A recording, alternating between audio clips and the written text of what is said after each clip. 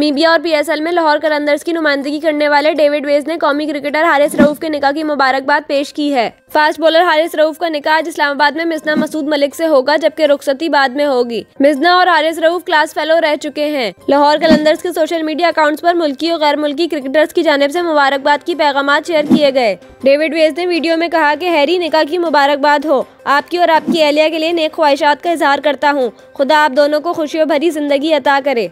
PSL के आइंदा season में कलंदर्स का हिस्सा बनने वाले सिकंदर रजा ने भी हारिस को मुबारकबाद दी और पैगाम में कहा कि हारिस, आपको जिंदगी की दूसरी तरफ खुशामदीद। उम्मीद करता हूँ ये नई जिंदगी भी इतनी कामयाब रहेगी जितना करियर कामयाब रहा।